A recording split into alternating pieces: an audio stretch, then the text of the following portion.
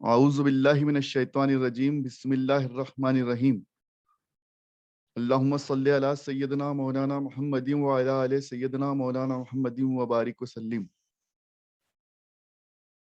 اللہ تعالیٰ کا بڑا شکر، کرم اور احسان کہ اس نے ہمیں آج پھر ایک بار ہم سب کو اپنے دین کے خاطر ایک دوسرے سے جڑنے کی توفیق عطا فرمائی اور دین کی فکر کرنے کی، دین سیکھنے اور اس پر عمل کرنے کی توفیق عطا فرمائی، کیونکہ دین سیکھنا بھی اور دین سیکھنے کی چاہت رکھنا بھی در حقیقت آدھا عمل ہے۔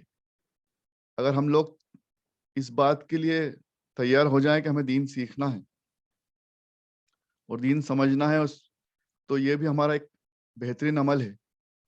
اللہ تعالی ہم سب کے اس ٹوٹی پھوٹی کوشش کو اور ان عمل کو قبول اور مقبول فرمائیں، آمین۔ آج ہمارا موضوع سورۃ شعراء ہے۔ سورۃ شعراء مکہ معظمہ میں نازل ہوئی۔ اللہ کے نام سے شروع جو بڑا مہربان، بہت رحم فرمانے والا ہے۔ سورۃ شعراء میں اللہ تعالیٰ فرما رہا ہے، شروعات میں فرمایا یہ آیتیں ہیں ایک ایسی کتاب کی جو اپنے مقصد کو صاف صاف بیان کرتی ہے۔ قرآن مجید کا انٹروڈکشن اکثر تمام سورہ مبارکہ کے شروعات میں آتا ہے اور اس کی خوبی بیان کی جاتی ہے اس کتاب یعنی کہ قرآن مجید فرقان الحمید کی، کہ اللہ تعالیٰ نے اس کتاب کی میں کیا کیا خوبیاں رکھی ہے اور اس کا کیا مقصد ہے۔ تو اللہ تعالیٰ فرما رہا ہے کہ یہ ایسی کتاب ہے جس میں اللہ تعالیٰ اپنا مقصد صاف صاف بیان کرتا ہے، کیونکہ قرآن نازل ہوا ہے تمام امت کے لیے، تو تمام امت کو مقصد صاف کرنا، مقصد بتانا، حق اور ناحق میں فرق بتانا، یہ اللہ تعالیٰ کا اس کتاب کے ذریعے ہم سب سے خطاب ہے۔ آگے اللہ تعالیٰ فرماتا ہے آیت نمبر 3 میں کہ اے نبی صلی اللہ علیہ وآلہ وسلم، شاید تم ان کے ایمان نہ لانے پر کیا اپنی جان کھپا دو گے، یعنی کہ اپنی جان دے دو گے۔ اللہ تعالیٰ اپنے محبوب کی فکر اور محبت اور ان کی کس طرح سے ان کے لیے ان کی کوشش کو اپریشیٹ کر رہا ہے، اس کا طریقہ اللہ تعالیٰ کا کیا خوبصورت طریقہ ہے۔ دیکھیے، ہم سب کو پڑھ کر یہ سمجھ میں آتا ہے کہ اللہ اپنے محبوب سے کس قدر محبت فرماتا ہے اور کس قدر اپنے محبوب کی انہیں فکر ہے۔ اللہ تعالیٰ کیا فرما رہا ہے، اے نبی صلی اللہ علیہ وآلہ وسلم، کیا تم ان کے ایمان نہ لانے پر اپنی جان گنوا دو گے، یعنی کیا تم اتنے زیادہ پریشان ہو جاؤ گے ان کے ایمان نہ لانے پر کہ اپنی جان ہی دے دو گے۔ اس کا مطلب یہ ہے کہ اللہ تعالیٰ یہ نہیں چاہ رہا کہ آپ صلی اللہ علیہ وسلم کو شدید پریشانی دی جائے، پریشان کیا جائے، انہیں تکلیف پہنچائی جائے۔ اللہ تعالیٰ نے فرمایا جگہ جگہ قرآن مجید میں کہ آپ کا کام صرف لوگوں تک اپنی بات کو پہنچانا ہے، ہمارے حکم کو پہنچانا ہے، کوشش کرنا ہے اور ہدایت دینا ہمارا کام ہے۔ تو اللہ تعالیٰ نے یہاں پر پھر اپنے محبوب کی فکر فرمائی اور فرمایا کہ ان کے لیے تم اپنی جان مت دے دینا، اگر یہ ایمان نہ لائیں تو ان کو ان کے حال پر چھوڑ دو۔ آگے فرمایا اگر ہم چاہتے تو آسمان سے کوئی نشانی ڈال سکتے تھے جس کے دباؤ سے ان کی گردنیں بے عزت ہو کر جھک جاتی۔ اور اللہ تعالیٰ رحمان عالی شان کی طرف سے ان کے لیے یہ بہترین اور ریوائزڈ تازہ نصیحت نامہ آیا ہے، یعنی قرآن مجید سب سے زیادہ بہترین کتاب، تمام جو بھی کتابیں نازل ہوئی ان سب میں سب سے بہترین اور سب سے لیٹسٹ ایڈیشن، سب سے ریوائزڈ ایڈیشن قرآن مجید ہے۔ تمام آسمانی کتابوں میں سب سے بہترین کتاب بے شک قرآن مجید ہے، لیکن انہوں نے بھی بے دھیان ہو کر اس کو ٹال دیا۔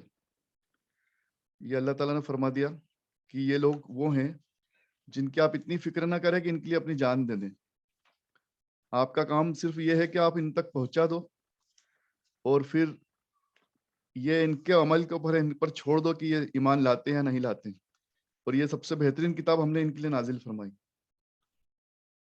آیت نمبر 69 میں فرمایا اور اب آپ ان لوگوں پر ابراہیم علیہ السلام کا قصہ پڑھ کر سنا دوں. اب ان لوگوں پر یعنی کہ ان تمام لوگوں پر جو پرانی جو اس سے پہلے کی کتابیں پڑھ چکے ہیں، جن جو اس سے پہلے جو آسمانی کتابیں نازل ہوئی ان کو بھی پڑھا، ان کا بھی علم رکھتے ہیں، اور جو آنے والی امت ہے ان کو بھی، تمام لوگوں کو یاد دلا دو، قصہ سنا دو ابراہیم علیہ السلام کا. جب انہوں نے اپنے والد اور اپنی برادری سے کہا کہ یہ کس کس کی بندگی میں لگے ہو، جواب میں وہ بولے کہ ہم تو بتوں کی بندگی کرتے ہیں، استغفر اللہ، اور ان کے سامنے بیٹھ کر دھیان جماتے ہیں، بیٹھ کر ان کو یاد کرتے ہیں، استغفر اللہ. تو ابراہیم علیہ السلام بولے کہ جب تم ان سے دعا کرتے ہو تو کیا وہ تمہاری دعا سنتے ہیں؟ کیا تم کو یہ بت کبھی کوئی نفع پہنچا سکے یا کبھی تم کو کچھ نقصان پہنچا سکے؟ قوم کے لوگ بولے ہم نے اپنے باپ دادا کو اسی طرح کرتے پایا. ابراہیم علیہ السلام نے فرمایا کہ جن کی عبادت میں تم لگے ہو، ان کی حالت، ان کی حیثیت پر تم نے کبھی غور و فکر کیا، سوچ وچار کیا، کھلی آنکھوں سے کبھی ان کے بارے میں دیکھا اور سوچا کہ بت تمہارا کیا بگاڑ سکتے ہیں، تمہارا کیا بھلا کر سکتے ہیں؟ تم اور تمہارے باپ دادا بغیر سوچے سمجھے یہ کیسی حرکت کیے جا رہے ہو. اللہ تعالیٰ نے رب العالمین اور اللہ اور اس کے رسول، مطلب اللہ تعالیٰ جو ایک اور اکیلا اس پوری کائنات کا مالک ہے، اور آپ صلی اللہ علیہ وسلم اس کے نبی ہیں، یعنی کہ اس کلمہ جو لا الہ الا اللہ محمد رسول اللہ صلی اللہ علیہ وسلم ہے، اس کلمے کو سمجھنے کی، اس پر عمل کرنے کی بات اور اس کی دعوت دی جا رہی ہے کہ رب العالمین کے سوا میں ان سب کے خلاف دشمنی اور بغاوت کا اعلان کرتا ہوں. حضرت ابراہیم علیہ السلام کا بھی دین اسلام ہے، اور انہوں نے بھی توحید کی سب کو دعوت دی ہے کہ ایک اللہ ہے، اور اس وقت کے نبی حضرت ابراہیم علیہ السلام ہے. تو وہ بھی وہی بات کہتے تھے جو آپ صلی اللہ علیہ وسلم نے کہی کہ اللہ ایک ہے اور میں ان کا رسول ہوں.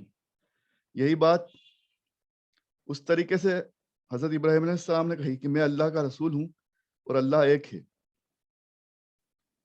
تو یہ بات سمجھنے کے لیے اللہ تعالیٰ نے فرمایا کہ اس بات کو سمجھ لو، اور اس کے خلاف حضرت ابراہیم علیہ السلام نے فرمایا کہ میں تمہارے ان بتوں کی، تمہارے باپ دادا کے دھرم کی، اور جو تم جس دین کو تم اپنائے بیٹھے ہو، سب کی مخالفت کرتا ہوں، یعنی کہ میں اس کا اپوز کرتا ہوں، بغاوت کرتا ہوں.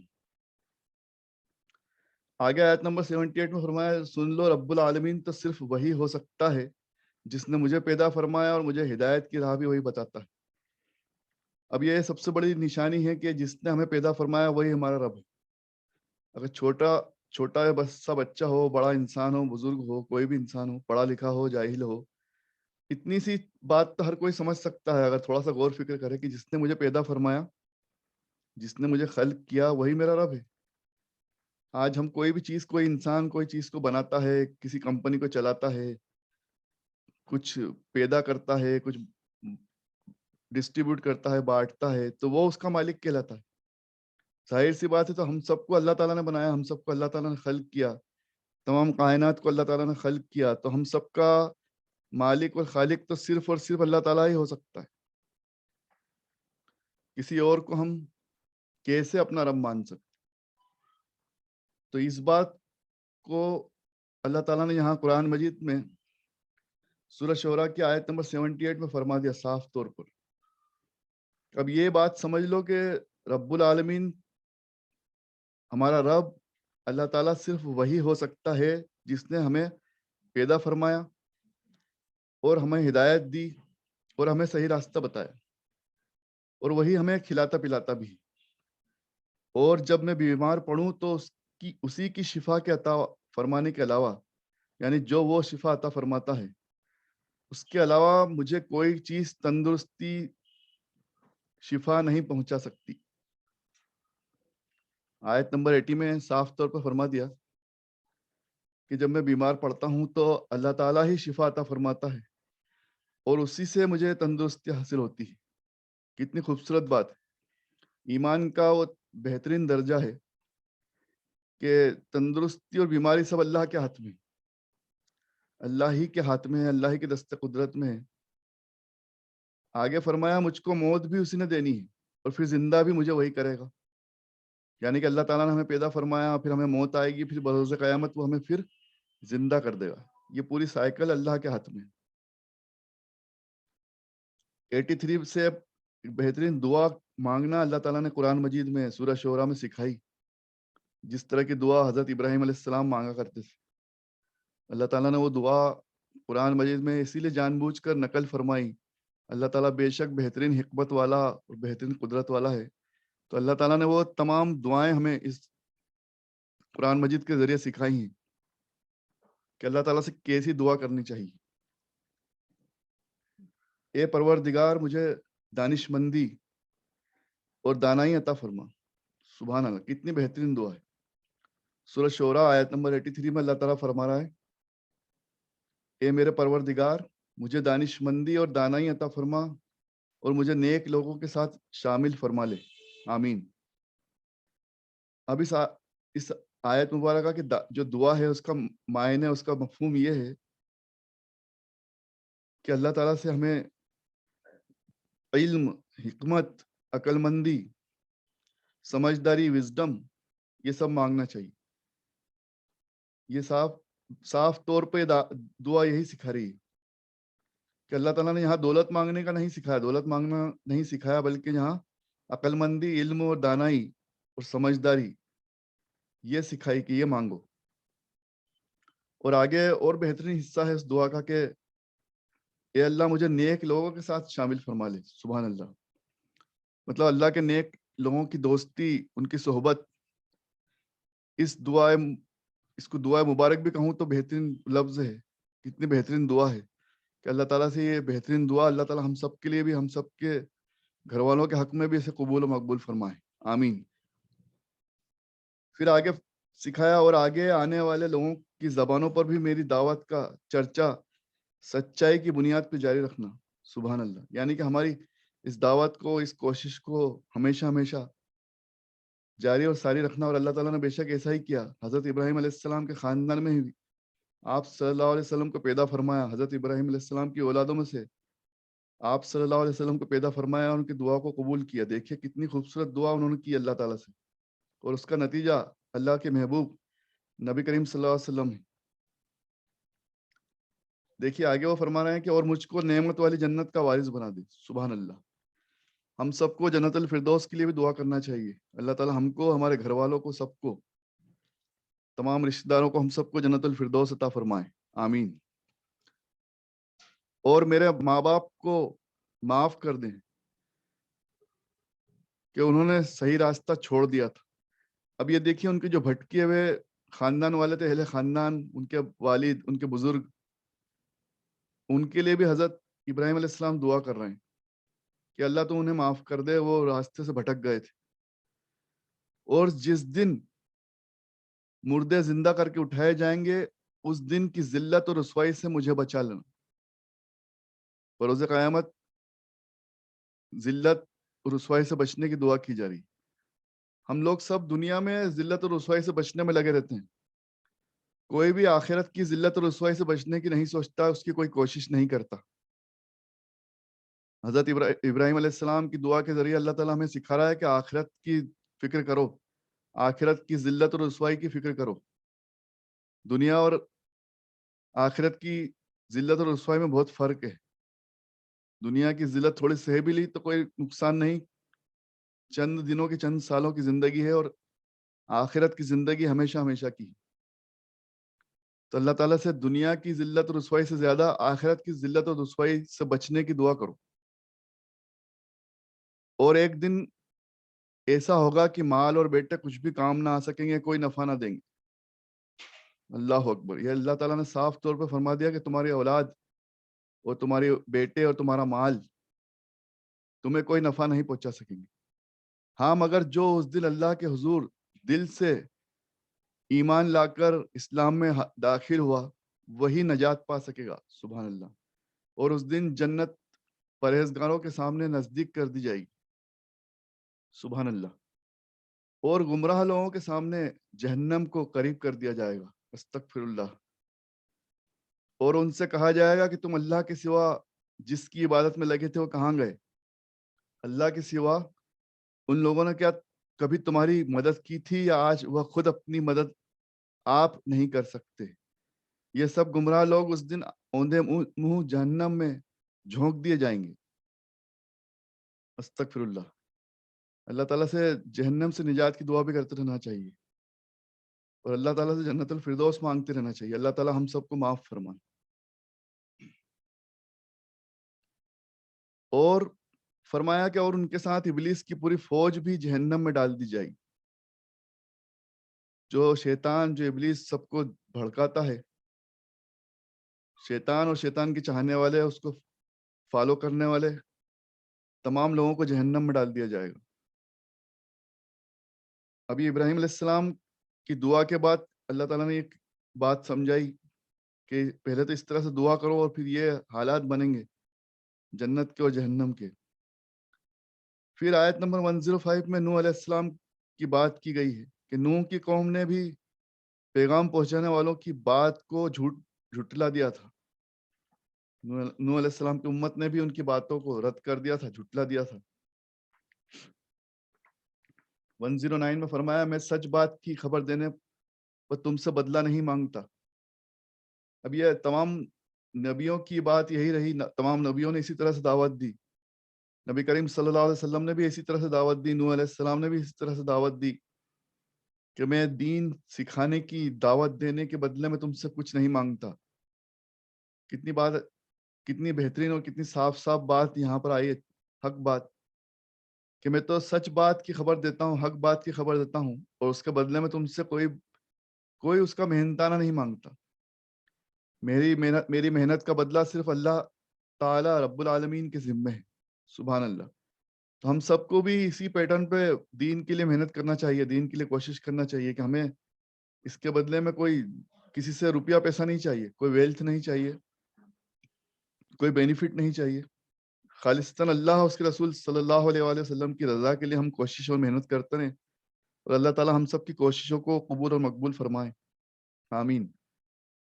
تو یہ نوح علیہ السلام نے بھی وہی بات یہاں رکھی. آپ صلی اللہ علیہ وسلم بھی اپنی امت سے یہی بات کرتے رہے، اور یہی بات حق ہے. 122 میں فرمایا کہ یہی بات سچی ہے، یہی حق ہے کہ تیرا رب بہت ہی غالب ہو کر بھی مہربان ہے، اور بہت ہی حکمت والا، قدرت والا اور مہربان ہے بے شک. تو یہ اللہ تعالیٰ نے یہاں پر ہمیں یہ بات سمجھا دی، سکھا دی کہ اس طرح سے تمام باتوں کو ہمیں سیکھنا ہے اور سمجھنا ہے. اور نوح علیہ السلام کا قصہ چل رہا ہے کہ انہوں نے دعوت دی اور انہیں جھٹلایا گیا. پھر عاد کی قوم بھی ہمارے پیغمبروں کی دعوت کو جھوٹ بتا کر ہلاک ہو چکی ہے. یاد کرو اس وقت کو جب ہم نے ان کے بھائی ہود جو ہود علیہ السلام تھے، ہود نے ان سے کہا کہ کیا تم کو اللہ سے ڈر نہیں لگتا، اور میں تمہارے لیے امانت دار رسول ہوں، اللہ کی نافرمانی سے بچو، اسی میں تمہارا بھلا ہے. اور قوم عاد اور قوم ہود، ان سب سے بار بار رسولوں نے یہی بات کہی ہے. پھر یہاں بھی وہی بات کی جا رہی ہے کہ اس امانت کو تم تک پہنچانے میں، یعنی کہ حق کی دعوت دینے میں، ایمان کی دعوت دینے میں تم سے کسی محنتانے کا سوال بھی نہیں کرتا. میری محنت کا بدلہ تو رب العالمین ہی دے گا. رب العالمین ہی دے گا مطلب کہ اللہ تعالیٰ ہی دینے والا ہے. آخرت میں بہترین بدلہ جنت الفردوس ہے. یہ بار بار تمام نبیوں کے قصے، اور اس میں بار بار یہ بات اللہ تعالیٰ نقل کر رہا ہے. یہ بار بار یہ بات آ رہی ہے کہ تم سے صرف ہم یہی چاہتے ہیں کہ تم عمل کر لو، تم سے اس کے بدلے میں کوئی ریٹرن، کوئی بدلہ نہیں چاہتے. بدلہ دینے والی ذات تو اللہ تعالیٰ ہے. اللہ سے ڈرو، اللہ تعالیٰ کی بات مانو، اسی میں بھلائی ہے. یہ بات بار بار کر رہے ہیں. ہود علیہ السلام کی قوم نے اپنے نبی کی دعوت کو جھوٹ جانا، تو ہم نے ان کو ہلاک اور برباد کر ڈالا. اس قوم کی تباہی اور ویرانی میں عبرت کا سامان موجود ہے، پھر بھی بہت سے لوگ ایمان کو اب بھی قبول نہیں کرتے۔ استغفر اللہ۔ تمام قوموں کی نشانیاں دنیا بھر میں پھیلی ہیں۔ علم رکھنے والے اور ریسرچ کرنے والے اس کو بار بار ڈھونڈتے ہیں، اس کو سمجھتے ہیں، اور پتہ چلتا ہے کہ یہ اس قوم کے حالات ہوئے، اس طرح سے ان کو غرق کیا گیا، اس طرح سے ان کو ڈبایا گیا، اس طرح سے ان کو برباد کیا گیا، اس طرح سے ان پر پتھروں کی بارش ہوئی۔ سب نشانات مل جاتے ہیں دیکھنے کو، لیکن پھر بھی لوگ عمل نہیں کرتے، سدھرتے نہیں، دیکھ کے آگے بڑھ جاتے ہیں اور جھٹلاتے ہیں ان تمام باتوں کو۔ یہ باتیں قرآن مجید میں آ رہی ہیں، بار بار اس طرح سے ان قصوں کے ذریعے ہمیں سکھایا جا رہا ہے کہ جو کچھ بھی ہے اللہ کے ہاتھ میں ہے، سب کچھ کرنے والا اللہ تعالیٰ ہے، اور اللہ کے سوا کوئی اور نہیں ہے رب، اور اللہ کے سوا کوئی عبادت کے لائق نہیں۔ تمام نبیوں کے قصے اس طرح سے صاف بیان کرتے ہیں۔ آگے اللہ تعالیٰ فرما رہا ہے کہ ہم سب اسی کے بندے ہیں، یعنی کہ تیرا رب غالب ہو کر بھی تمام حرکتوں کو چاہے تو روک دے۔ اللہ تعالیٰ ہم سب کا رب ہے، ہم اللہ تعالیٰ کے بندے ہیں۔ اللہ تعالیٰ چاہے تو ہم سب کی ان حرکتوں کو روک دے، لیکن وہ ہمیں آزمائش کے لیے ہم سب کو چیک کرنا چاہتا ہے، آزمائش میں ڈال کر دنیا میں ہمیں بھیجا ہے، ہمیں آزمانا چاہتا ہے۔ تو اللہ تعالیٰ نے جگہ جگہ فرمایا کہ ہم چاہیں تو سب کی حرکتیں روک دیں، تو ہم چاہیں تو سب کو برباد بھی کر دیں، لیکن اللہ تعالیٰ نے انسان اور جنات کو آزمائش کے لیے پیدا فرمایا۔ اور اللہ تعالیٰ نے حدیث مبارکہ سے پتہ چلتا ہے کہ اللہ تعالیٰ نے انسان اور جنات کو اپنی عبادت کے لیے پیدا فرمایا، عبادت کے لیے پیدا فرمایا، اور جہنم اور جنت انہی کے لیے بنائی، اور ان کا بدلہ اللہ تعالیٰ دنیا کے اعمالوں کا بدلہ آخرت میں اسی طرح سے دے گا۔ تو یہ سب سمجھنے والی بات ہے۔ اللہ کے عذاب سے بچنے کی فکر کرو اور میرا کہنا مان لو، یہ تمام نبیوں کا یہی اسٹیٹمنٹ رہا۔ یہ یہاں پھر وہی اسٹیٹمنٹ آ رہا ہے کہ اللہ کے عذاب سے بچنے کی فکر کرو اور میرا کہنا مان لو، یعنی کہ رسول کا، نبی کا کہنا مان لو۔ پھر وہی بات 180 میں پھر آئی، حضرت لوط علیہ السلام، عاد علیہ السلام، سب کے لیے بار بار آ رہی، حضرت ابراہیم علیہ السلام، حضرت نوح علیہ السلام، یہاں تک کہ نبی کریم صلی اللہ علیہ وسلم خود کے لیے بات نقل کی گئی۔ پھر وہی بات کہ میں اس امانت کی خبر کو تم تک پہنچانے میں کسی اجر کا سوال نہیں کرتا، میری محنت کا بدلہ صرف مجھے رب العالمین دے گا۔ سبحان اللہ۔ پھر آگے فرمایا چیزیں ناپ تول کر دینے میں بہت خیال کرا کرو، پوری طرح سے ناپ کر دو، ناپ تول میں گڑبڑ مت کرو، لوگوں کو نقصان نہ پہنچاؤ، ترازو میں وزن ٹھیک تولو۔ اب یہاں سے دنیائی عمل جو ہم کرتے ہیں، ایکٹیویٹیز کرتے ہیں، اس کو بھی بتایا جا رہا ہے۔ ان قصوں میں پرانی باتیں بھی آتی ہیں اور نئی سیکھ بھی آتی ہے۔ میزرمنٹ کی، ناپ تول کی باریکی کو، اس کی امانت میں خیانت سے بچنے کی بات کو سکھایا جا رہا ہے کہ جس کا بھی جو مال ہے اس کو پورا ناپ کر دے دو، اس کو نقصان نہ دو، ترازو میں وزن ٹھیک ٹھاک رکھو، صحیح طرح سے تولو، ناپ تول میں کمی کر کے لوگوں کی چیزوں میں نقصان نہ کرو، اور اس میں ان کے ساتھ کوئی گناہ، چکا پن، فساد مت کرو، اور اس سے ڈرو جس نے تم کو تم سے پہلے کی زمین کی ساری مخلوقات کو پیدا فرمایا، یعنی کہ اللہ تعالیٰ سے ڈرو۔ شعیب علیہ السلام کی بات آ رہی کہ شعیب نے کہا کہ میرا رب ہی خوب جانتا ہے جو تم کرتے ہو۔ اب یہاں شعیب علیہ السلام کا نام آیا ہے۔ جب ان لوگوں نے شعیب کی بات کو جھٹلا دیا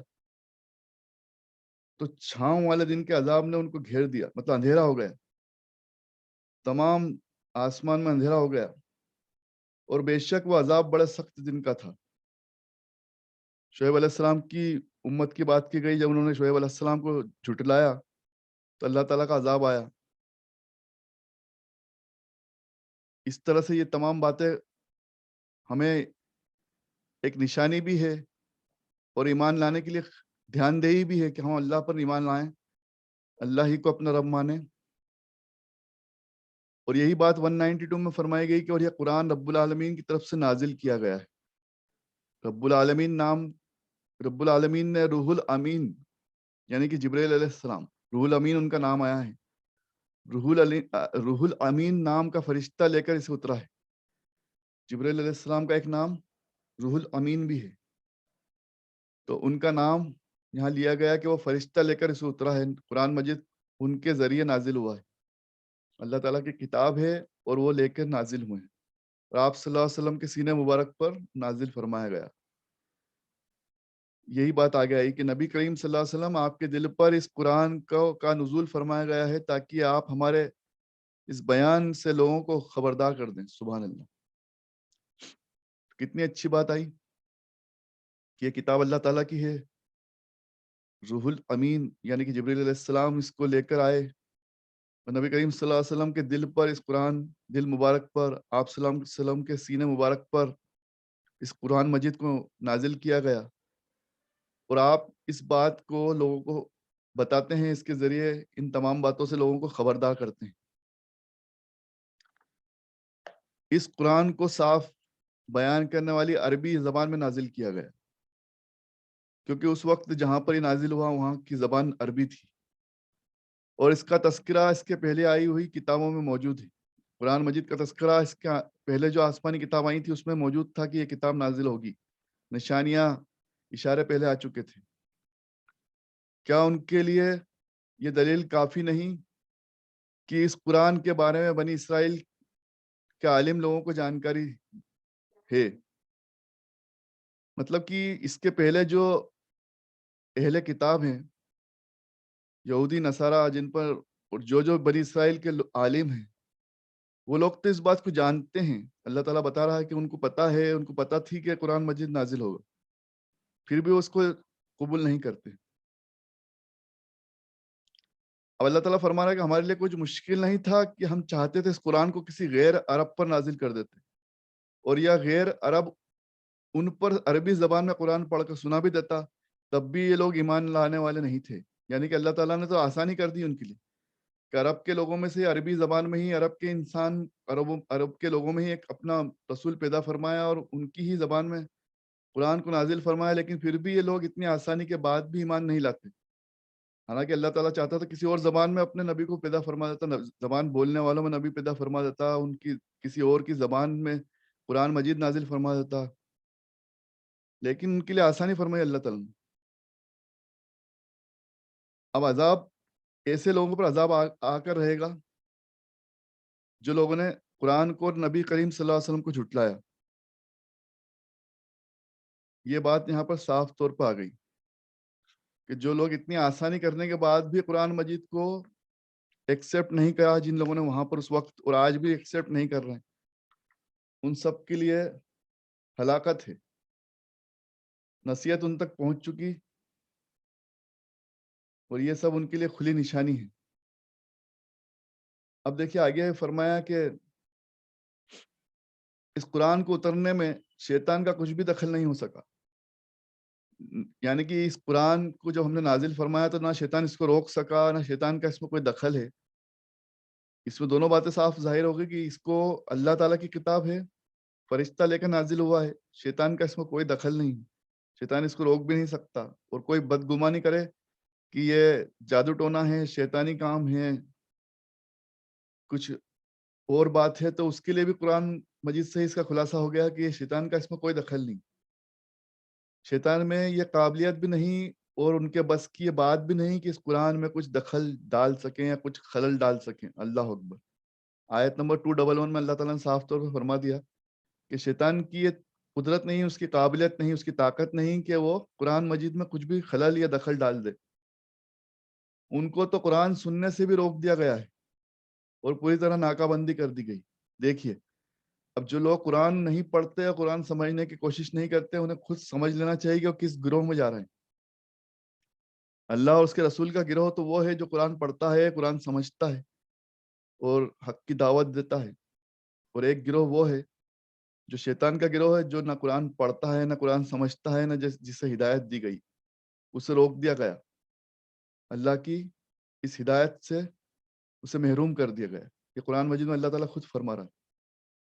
213 میں فرمایا بس تم اللہ کے سوا کسی دوسرے معبود سے دعا بھی نہ کرنا، اگر تم نے ایسا کیا تو تم کو بھی عذاب دینے والے جن لوگوں کو عذاب دیا جائے گا ان لوگوں میں شامل کر دیا جائے گا۔ استغفر اللہ۔ یعنی کہ صاف طور پر سکھا دیا، سمجھا دیا کہ دعا صرف اور صرف اللہ تعالیٰ سے کرنا ہے، اور اپنے خاندان کے قریبی رشتہ داروں کو بھی اس حکم سے خبردار کر دو۔